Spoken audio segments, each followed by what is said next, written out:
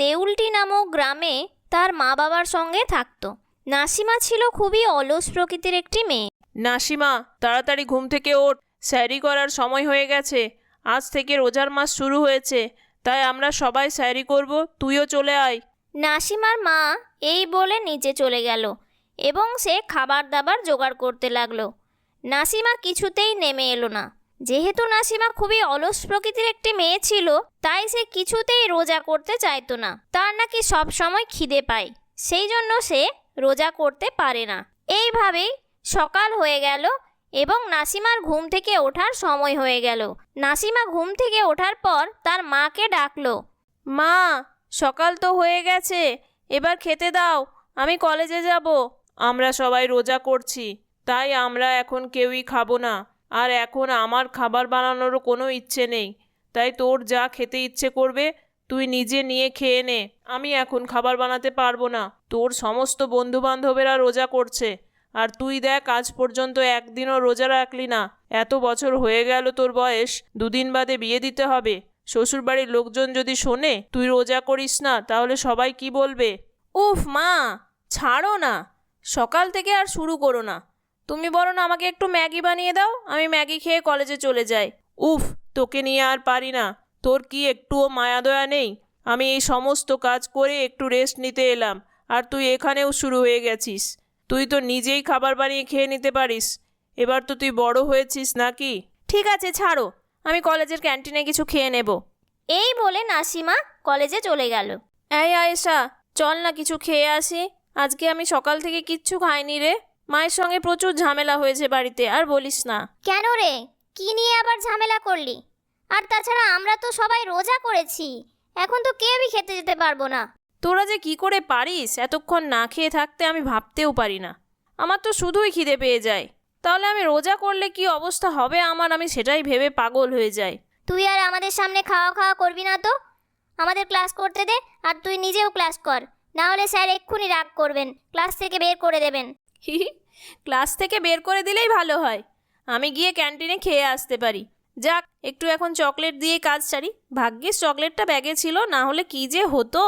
এই বলে নাসিমা চকলেট বের করে ব্যাগ থেকে খেতে লাগলো। কিছুক্ষণ পরেই স্যারের নজর নাসিমার দিকে পড়ল এবং স্যার নাসিমাকে বলল, গেট আউট ফ্রম হিয়ার। ক্লাসের মধ্যে খাওয়া দাওয়া? এখানে অনেক বাচ্চা রোজা করছে, তোমাকে এরকম ক্লাসের মধ্যে খেতে দেখলে তাদের খাবার ইচ্ছে হতে পারে, তাই তুমি ক্লাস থেকে বেরিয়ে যাও। আর তোমার যদি খিদে পায় তাহলে তুমি বরং ক্যান্টিনে গিয়ে খেয়ে এসো। নাসিমা ক্লাস থেকে বেরিয়ে ক্যান্টিনে চলে গেল এবং সেখানে গিয়ে chicken patties, chicken roll, coffee এইসব মন ভরে খেলো। তারপর নাসিমা বাড়ি চলে এলো। তুই যখন রোজা করিসনি তখন আর ইফতার করতে হবে না আমাদের সাথে। কি বলো মা, এই ইফতারের খাবার আমার খুব পছন্দ। তোমরা কত কিছু খাবে, এই সময় কত কিছু খাবার বানাও তুমি। আমার দেখে খুবই খেতে ইচ্ছে করে, আমি কিন্তু খাবো। রোজা করিনি তো কি হয়েছে, ইফতারে তো তোমাদের সঙ্গে একটু খেতেই পারি। এই বলে নাসিমা হাসতে লাগলো। নাসিমার মা নাসিমার বাবাকে বলল, তুমি দেখেছো মেয়ের অবস্থা, দেখেছো মেয়েটা কেমন দিন দিন ফাজিল হয়ে উঠেছে। তুমি একটুও শাসন করো না মেয়েকে, তোমার আজকারাতেই মেয়েরা যেই অবস্থা। আরে ছাড়ো না, ওকে একটু খেতে দাও। দুদিন বাদে মেয়েটা পরের বাড়ি চলে যাবে, থাক না, কদিন আছে আনন্দ করে।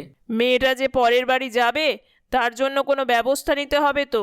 তুমি তো মেয়ের কোনো দেখাশুনোই করছো না, তাহলে মেয়ের জন্য পাত্র পাবে কি করে? দেখতে দেখতেও তো একটা সময় লাগে, একদিনে তো আমার মেয়ের বিয়ে হবে না। আরে দেখবো দেখবো, মেয়েটার আরেকটা বছর আছে কলেজটা শেষ হোক, তারপর আমি ঠিকই দেখবো। দেখতে দেখতে নাসিমার কলেজ লাইফ শেষ হলো। নাসিমার জন্য একদিন সাইফ নামক এক ছেলে তার মাকে নিয়ে নাসিমার বাড়িতে এলো নাসিমাকে দেখতে। আমার আপনাদের মেয়েকে খুব পছন্দ হয়েছে, আমি এই বছর রোজার আগেই ছেলের বিয়ে দেব। তাই আপনাদের যদি কোনো আপত্তি না থাকে, আমি আপনার মেয়েকে পুত্রবধূ করতে চাই। আপনার মেয়েকে দেখে মনে হলো খুবই সংস্কারী মেয়ে, এরকম সংস্কারী মেয়েই আমার খুব পছন্দ। না না দিদি, আমাদের কোনো আপত্তি নেই, আপনারা যা বলবেন তাই হবে। আমার মেয়ে এমনিতে খুবই ভালো, তবে একটু জেদি। এইভাবে দুই বাড়ির সম্মতিতে নাসিমা এবং সাইফের বিয়ে সম্পন্ন হলো। বৌমা, কাল থেকে রোজার মাস পড়ছে, তাই তুমি সকাল সকাল উঠে পড়ো। আমরা সকালবেলা স্যারি করব সবাই মিলে, আর তুমি আমার হাতে হাতে একটু সাহায্য করে দিও। ঠিক আছে মা। নাসিমার ভালো না লাগলেও যেহেতু সে নতুন বউ ছিল, তাই সে কিছুই বলতে পারল না। পরদিন ভোর হতে না হতেই নাসিমার শাশুড়ি নাসিমাকে ডাক দিল। বৌমা, এবার উঠে পড়ো, এসো আমার হাতে হাতে কিছু কাজ করে দেবে।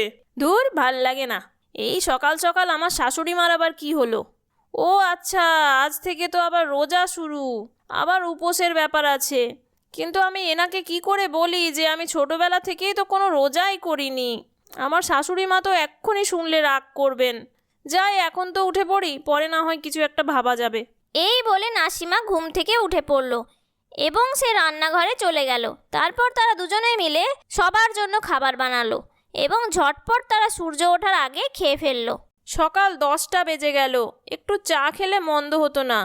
কিন্তু এখন যা অবস্থা বাড়ির, একটু তো চা বানিয়েও খেতে পারবো না।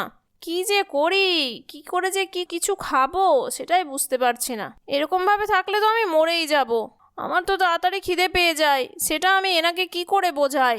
এই বলে নাসিমা নিচে নেমে এলো। তখন তার শাশুড়ি মা সোফাতে বসে রেস্ট করছিলেন। নাসিমা তার শাশুড়ি মাকে বলে উঠল, মা, আমি একটু বাইরে যাচ্ছি, আমার কয়েকটা জিনিসপত্র কেনাকাটার আছে। এত রোদে তুমি আবার বাইরে বেরোবে? একেই রোজা করেছো, পরে বের হলে হতো না? না মা, কিছু জিনিসপত্র আমাকে আর্জেন্ট কিনতে হবে। এই বলে নাসিমা বেরিয়ে পড়ল। ওহ, অ্যাট লাস্ট বেরোতে পারলাম, না হলে তো আমি খিদেতে মরেই যেতাম। এখন যাই, ঝটপট কোনো একটা শপিং মলে গিয়ে ফুড কোর্টে গিয়ে খেয়ে আসি। আমাকে তো কেউ দেখতেও পাবে না আর চিনতেও পারবে না। আমি তো বাড়িতে কিছু খাচ্ছি না, তাই কেউ আমাকে সন্দেহ করতে পারবে না। এই বলে নাসিমা ঝটপট একটি শপিং মলের ফুড কোর্টে গিয়ে তাড়াতাড়ি খাবার খাওয়া শুরু করলো এবং এইভাবেই নাসিমা পেট ভরে খাবার খেয়ে বাড়ির উদ্দেশ্যে চলে গেল এবং রোজা শেষ হয়ে গেলে সকলের সাথে বসে বাড়িতেও ইফতার করতে লাগলো। এইভাবে নাসিমা কোনো না কোনোভাবে বাড়ি থেকে বের হতো প্রতিদিন এবং সে খাবার খেয়ে আসতো। উফ, ভাগ্যিস এই বুদ্ধিটা বের করেছিলাম, না হলে যে কি হতো আমার তো সারাদিন উপোসের কথা ভাবলেই কেমন লাগে। হে উপরাওলা, তুমি আমার দোষ নিও না। এইভাবেই একদিন নাসিমা বেরোচ্ছিল, তখন তার শাশুড়ি মা তাকে বলে উঠল, রোজ রোজ তুমি এভাবে বেরিয়ে যাচ্ছ, তোমার তো কষ্ট হবে। তুমি আজ বেরিও না বৌমা। অনেক বলা সত্ত্বেও নাসিমা শাশুড়িমার কোনো কথা না শুনে বেরিয়ে পড়ল। দেখি তো আজকে বৌমার পিছন পিছন গিয়ে বৌমা রোজ রোজ কোথায় যায় আর কী বা করে। আমার কেমন জানি একটা সন্দেহ হচ্ছে। এই বলে নাসিমার শাশুড়ি নাসিমার পিছু নিল এবং নাসিমার শাশুড়ি দেখলো যে বৌমা রোজা করে ফুড কোর্টে গিয়ে খাবার খাচ্ছে। এটা দেখে নাসিমার শাশুড়ির খুব রাগ হলো এবং তিনি বাড়ি চলে এলেন। বাড়ি এসে তিনি ভাবলেন আজ একটা কিছু ব্যবস্থা নিতেই হবে। এইভাবে অন্যায় অবিচার সে আর কিছুতেই সহ্য করবে না। যখন সবাই মিলে ইফতার করতে বসলো, তখন নাসিমার শাশুড়ি নাসিমাকে বলে উঠল, বৌমা, তোমাকে ইফতার করতে হবে না। তুমি কি করে এরকম অন্যায় অবিচার করতে পারো? তোমার কি উপরওয়ালাকে একটুও ভয় করে না? আমি আজ দেখেছি তোমার পিছনে গিয়ে তুমি প্রতিদিন রোজা করে ফুড কোর্টে গিয়ে খাবার খাও। এরকম অন্যায় তুমি করলে কি করে? নাসিমার বুঝতে আর বাকি থাকলো না যে তার শাশুড়ি মা সমস্ত কিছুই দেখে ফেলেছে এবং জেনেও ফেলেছে। তাই সে আর কিছু না লুকিয়ে সমস্ত সত্য বলে ফেলল। মা, আমাকে ক্ষমা করবেন, আমার খুব ভুল হয়েছে। আমার এরকমভাবে মিথ্যে বলা উচিত হয়নি। আসলে আমি ছোটবেলা থেকেই রোজা করতে পারতাম না, আর আমার মা বাবা আমাকে অনেকবার বলেছে রোজা করার কথা, কিন্তু আমি যেহেতু একদমই উপোস করতে পারতাম না, তাই বাবা মা আমাকে কোনোদিন জোর করেনি। তবে আমি যা করেছি তা খুবই অন্যায় এবং খুবই পাপ। আমাকে ক্ষমা করুন। আমি এবার থেকে প্রত্যেকটি রোজা খুবই নিষ্ঠার সঙ্গে পালন করব, আপনাকে কথা দিলাম। হ্যাঁ বৌমা, এরকম অবিচার তুমি করো না। তুমি যদি না পারতে তাহলে তুমি আমাকে বলেই দিতে পারতে, কিন্তু তুমি দিনের পর দিন যা করে গেছো সেটা খুবই অন্যায়। এরকম ভুল আর কখনো করো না। তোমার প্রথম ভুল হিসাবে আমি তোমাকে ক্ষমা করলাম। এইভাবে তারা সকলে মিলে ইফতার করলো হাসি খুশিভাবে এবং নাসিমা এরপরে সমস্ত রোজা খুব নিষ্ঠার সঙ্গে পালন করতে লাগলো।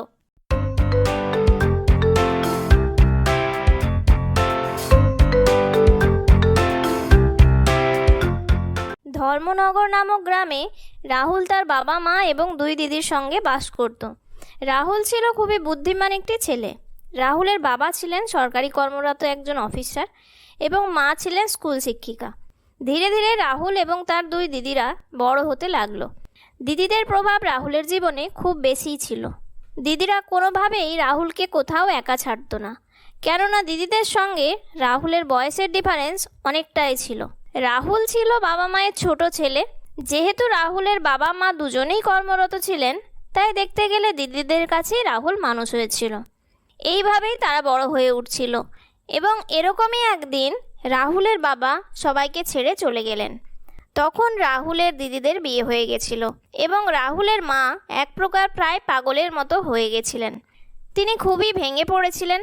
তখন রাহুল কলেজে পড়ে, তাই দিদিরাই মোটামুটি সংসারের হাল ধরেছিল। রাহুলের বড়দি ছিল খুবই নরম স্বভাবের একজন মানুষ, কিন্তু ছোটজন ছিল খুবই কঠোর মানসিকতার একজন মানুষ। দুই দিদি ছিলেন কর্মরত। এইরকমই একদিন রাহুল তার মাকে বলল, মা, এবার আমি বড় হয়েছি, কলেজ পাশ করে গেলাম, আমি কিছু কাজ করতে চাই। দেখ বাবা, আমার তো বয়স হয়েছে, আমি রিটায়ার্ড পারসন। আমাকে এখানে দেখাশুনো কে করবে তুই যদি আমাকে ছেড়ে চলে যাস? তাছাড়া আমাদের তো কোনো অভাব নেই, তাই তুই বাড়িতে থেকেই পড়াশুনোটা চালিয়ে যা। এখন তোকে চাকরি করার কোনো দরকার নেই। যেহেতু রাহুল মায়ের কোনো কথা ফেলতে পারতো না, তাই রাহুলের আর কিছুই করার ছিল না। তাই সে হায়ার স্টাডিজ বাড়ির থেকেই শুরু করলো। দেখতে দেখতে এভাবেই 4-5 বছর কেটে গেল। এরকমই একদিন রাহুলের ছোটদি রাহুলদের বাড়িতে এলো। রাহুল, মাকে তো ভালো করে দেখাশুনো করে রাখতে পারিস। দেখতে পাচ্ছিস না দিন দিন মায়ের শরীরটা খারাপ হয়ে যাচ্ছে? তুই শুধু নিজের পড়াশুনো নিয়েই ব্যস্ত আছিস। মায়ের দিকে কে খেয়াল রাখবে? আমাদের তো 2 বোনের বিয়ে হয়ে গেছে। তোর ভরসায় আমরা মাকে ছেড়ে দিয়ে গেছি, আর তুই তো দেখছি সারাদিন পড়াশুনো নিয়েই ব্যস্ত আছিস। আমাদের এত সম্পত্তি বাড়িতে, পড়াশুনো করে কি হবে? তুই তো এইসব দেখাশুনো করতে পারিস। তাছাড়া এখানে একটা ছোটোখাটো ব্যবসা কর, চাকরি করার কোনো দরকার নেই। ঠিক আছে দিদি, তুমি যা বলবে তাই হবে। মনে মনে চাকরি করার ইচ্ছে থাকলেও রাহুল কিছুই সেদিন বলে উঠতে পারেনি। কিন্তু রাহুল সবার চোখের আড়ালে চাকরির ফর্ম ফিল আপ করতে থাকে এবং বিভিন্ন জায়গায় অ্যাপ্লাই করতে থাকে। এই রকমই একদিন রাহুলের একটি অ্যাপয়েন্টমেন্ট লেটার বাড়িতে এলো। রাহুল কলকাতা শহরে একটি কলেজে চাকরি পেয়েছে। সেটি এসে পড়ল রাহুলের ছোটদির হাতে। মা, দেখো দেখো, তোমার ছেলের কাণ্ড দেখো। আমাদের এত বারণ করা সত্ত্বেও তোমার ছেলে ঠিক চাকরির জন্য অ্যাপ্লাই করতো, আর দেখো অ্যাপয়েন্টমেন্ট লেটার এসেছে। তোমার ছেলে কলকাতা চলে যাচ্ছে। দেখো এবার কি করবে? এটা তুই কি বলছিস? আমি তো কিছুই জানি না।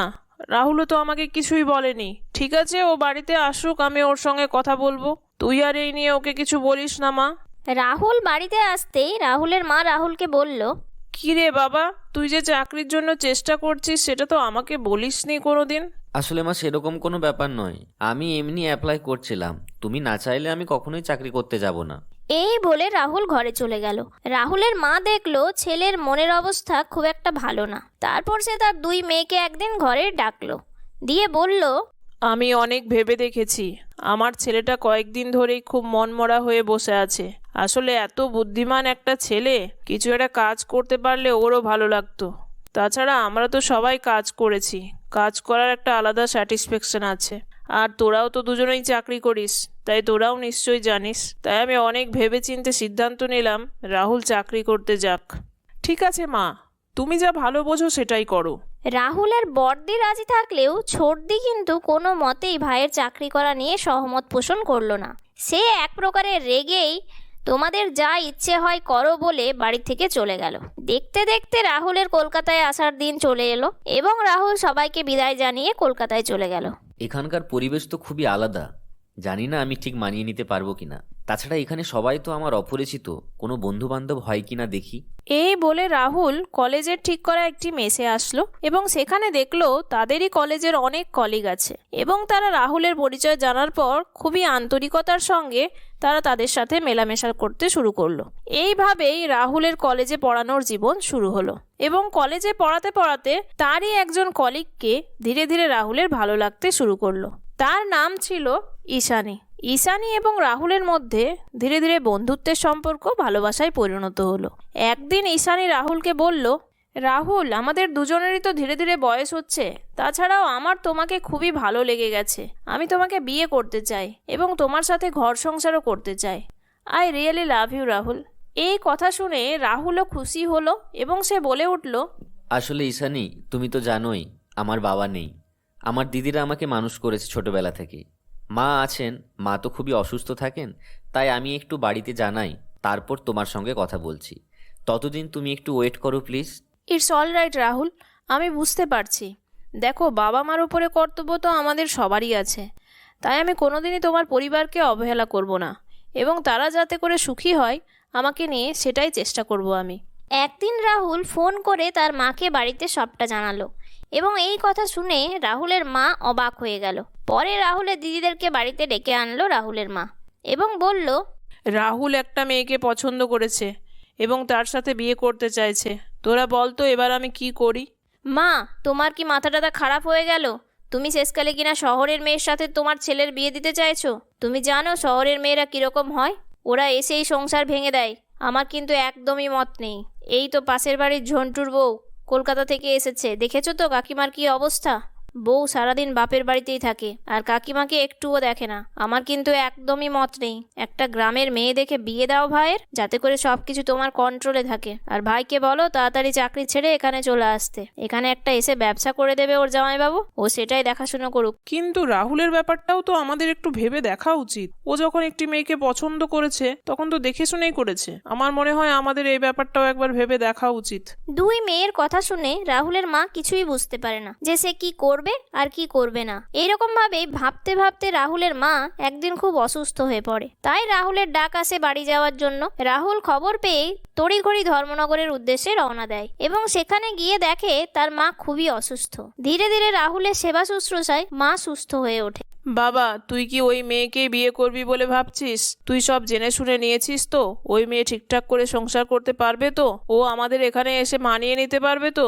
হ্যাঁ মা, তুমি চিন্তা করো না, ঈশানী খুবই ভালো মেয়ে। ও তোমাদের সবার সঙ্গে মানিয়ে গুছিয়ে সংসার করবে। তুমি দেখে নিও, আমি দিদিদের সঙ্গে কথা বলবো, দিদিদেরকে বোঝানোর চেষ্টা করব।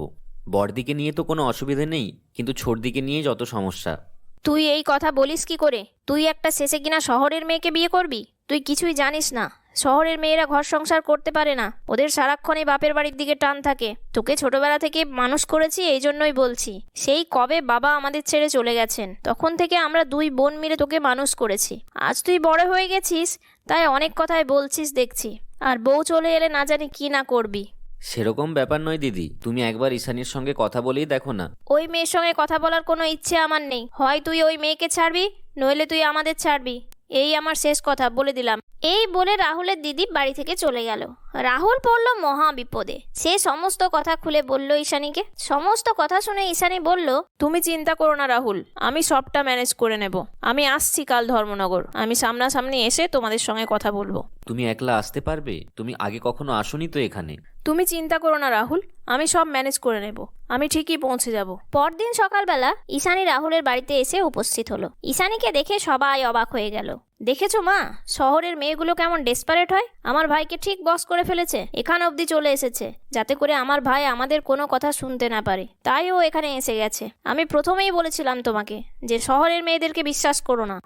তুই চুপ কর না, মেয়েটা কি বলতে চায় সেটা তো দেখি। ও, এখন থেকেই শহরের বৌমা পেয়ে তুমি নিজের মেয়েকে ভুলে যাচ্ছ, তাই তো? ঠিক আছে, আমি আর একটা কথাও বলবো না। আপনারা কিন্তু আমাকে যেরকম ভাবছেন আমি কিন্তু সেরকম নই। আমিও ছোটবেলা থেকে জয়েন্ট ফ্যামিলিতে মানুষ হয়েছি। আমি জানি সমস্ত সম্পর্কের মূল্য কি। আমি জানি কিভাবে দিদিদের সঙ্গে থাকতে হয়, কিভাবে মায়ের সঙ্গে থাকতে হয়, কিভাবে সমস্ত সম্পর্ক রক্ষা করতে হয়। তাই আমাকে নিয়ে আপনাদের চিন্তা করার কোনো কারণ নেই। আমি এখানে কাউকে কারো থেকে কেড়ে নিতে আসিনি। আমি সবাইকে নিয়েই থাকতে এসেছি।